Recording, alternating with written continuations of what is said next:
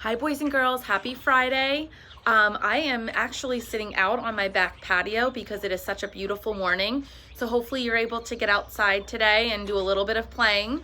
But I'm gonna start off our day today with chapter 10 of Frindle. And this chapter is titled Freedom of the Press.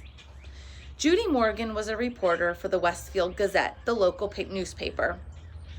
Westfield was a quiet little town. There was the occasional burglary. The teenagers got rowdy once in a while, and there was some shouting at the town council or the planning board now and then, but mostly things were calm and orderly in Westfield, and every Thursday the Westfield Gazette proved it. Ted Bell sold advertisements for the paper, and he had a daughter in 4th grade at Lincoln Elementary. He told Judy that a bunch of 5th graders were making trouble and were not obeying teachers anymore, that there was something about a secret code word they were all using. And half the students had been kept after school one day last week, including his own little girl. The only other story Judy was working on was about 18 new trees that were going to be planted along East Main Street. The trees could wait. This thing at the elementary school sounded like a real story. So Judy Morgan showed up at Lincoln Elementary School at 3 o'clock the day after Mrs. Chatham had been to visit Nick's parents. The sign on the door said, "All visitors must report to the office," and she did. On the bulletin board outside the office, Judy saw Mrs. Granger's notice about the punishment for using the word frindle. She stepped back 2 spaces, aimed her camera at the notice, and snapped a photo. She read the notice once more, and then stepped into the office. Mrs. Freed, the school secretary, looked up and smiled. "May I help you?" "Yes, I'm sure you can. My name is Judy Morgan, and I work for the Westfield Gazette. I'd like to know about the poster outside the office, the one about this word, frindle. Who should I talk to?" Mrs. Freed stopped smiling. She was sick and tired of anything to do with that word. For the past week, her phone had been ringing off the hook. If it wasn't a parent complaining about a child who had to stay after school, it was someone from the school board trying to get in touch with Mrs. Chatham or Mrs. Granger. Mrs. Freed pursed her lips and narrowed her eyes. She said, "You'll have to speak with the principal. Let me see if Mrs. Chatham is free." She was. There isn't a principal alive who won't find the time to talk to someone from the local newspaper. The reporter was invited into Mrs. Chatham's office. Judy noticed right away that the principal was not comfortable talking about this stuff. When asked about the poster outside the office door, Mrs. Chatham laughed and said, "Oh, it's nothing really. Some kids have been playing a prank, and it was time to put a stop to it." The principal's laugh sounded phony to Judy Morgan. "And did that notice put an end to the prank? I heard that a lot of children were kept after school last week. Would you tell me a little about that? Parents would like to know what's going on." Mrs. Chatham looked like a kid who had been sent to the principal's office. She squirmed a little in her chair and tried to smile. She said, "Well, we do still have a little problem, but it's under control. Mrs. Granger may have overreacted a bit. I don't think the children have really been trying to be disrespectful.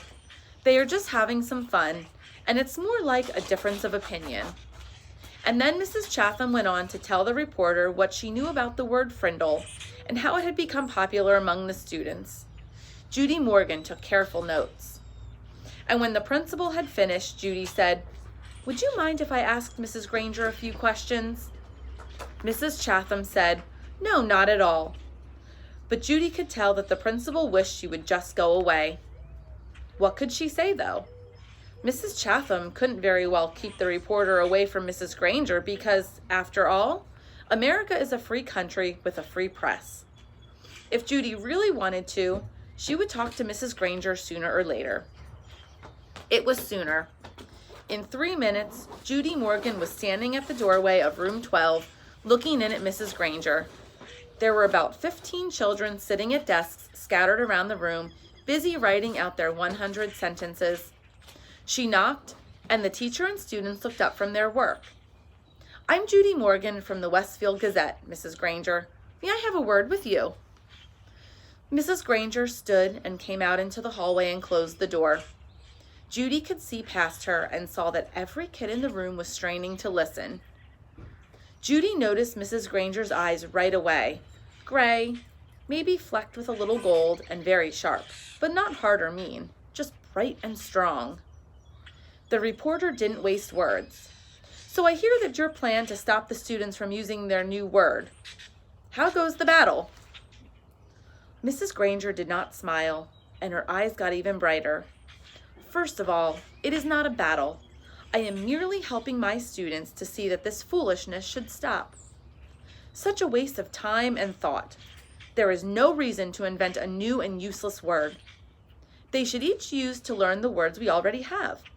But of course, all of this is just a silly fad.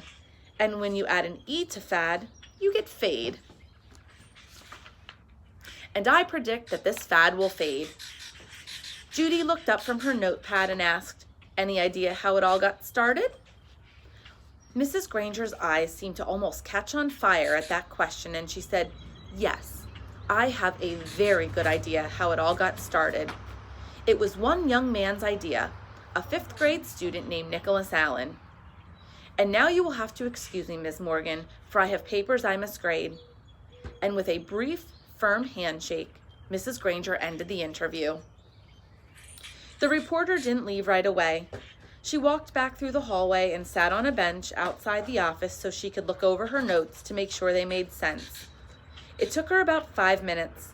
Then Judy stood up, put her notebook into her large black purse, waved goodbye to a frowning Mrs. Freed, and headed out the door.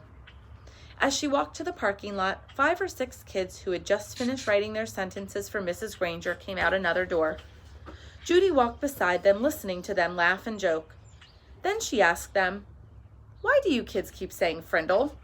Don't you hate staying after school?" A boy who was almost falling over from the weight of his backpack looked up at her and smiled. "It's not so bad. There's always a bunch of my friends there. I've written that sentence 600 times now." And then the kids said Mrs. Granger didn't even look at their punishment papers anymore. They were sure, because where you were supposed to write, "I am writing this punishment with a pen," everyone was writing the word Frindle every 4th or 5th sentence. And Mrs. Granger hadn't said anything.